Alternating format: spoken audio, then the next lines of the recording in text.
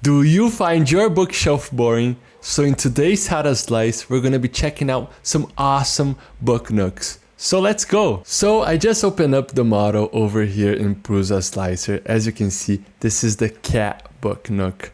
So as you can see, there's this big cat over here taking a look in the middle of your book. So as you can see, it's got the cat and the case over here. As you can see, both of the models fit in a 220 by 220 millimeters building plate right here. So you can print this in just one go. So this is a model that does not need any support. The hand over here, as you can see, it's in an angle. So your printer can do the overhangs and print perfectly fine. As to the box, it does not need any support as well. So let's go to the best print settings to print this beautiful book nook. So let's go over here to layers and perimeters.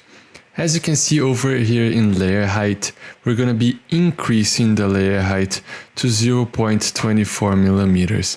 As this is a really big model, to get a good quality, you can leave it at 0.24 millimeters. Because as it's a really big model, you're not going to be able to see those tiny lines of print. So feel free to leave it at 0.24, or sometimes just increase the layer height just of the box to 0.26 millimeters. I can show you how to do this. So to make this print faster, you can go over here to cat box, add settings, over here to layers and perimeters. We're gonna find over here where is layer height, okay? Select OK. And over here in layer height, we're gonna be increasing to 0.26 millimeters. So your print time is gonna be a little bit quicker, and we do not need that much resolution and perfection in the box because it's not the model, is just to support this beautiful cat. So let's go back to the print settings. So we're back and let's go to infill. Over here in infill, you can leave it at 10% because as this is a decoration model, it does not have to be that robust. It's not gonna be a functional part, so 10% of fill density, it's perfectly fine. And over here in fill pattern, you can leave it at gyroid. Over here in skirt and brim, we do not need any brim, neither print with skirt. You can leave it at 2 wall loop, so it's just gonna do a perimeter around your printer. But as for brim, we do not need any brim just because this model has a good surface adhesion to the bed table because it's a really wide part. We do not need any brim because it's got a good contact to the bed table. Over here in support material, we do not need any support material. This model is optimized for printing, so it does not need we do not need to generate material. Over here in speed, you can leave it at default speed because as this is a really big model, does not have tiny parts, so you can leave at your standard printing speed. So we're back to the plate.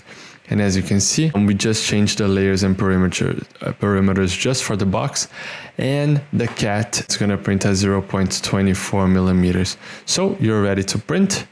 It's just slice and print. So as for the colored version of the cat, you can print the box as you normally would, as I showed you in the Prusa slicer. But for the cat version, you can print in a separate plate and print with color. So as you can see, I just opened up over here in Bamboo Studio and it looks really nice. This is the colors that came with the project. You can change the colors by going over here and changing to another color. So as you can see, it just changed. Feel free to do any of these changes.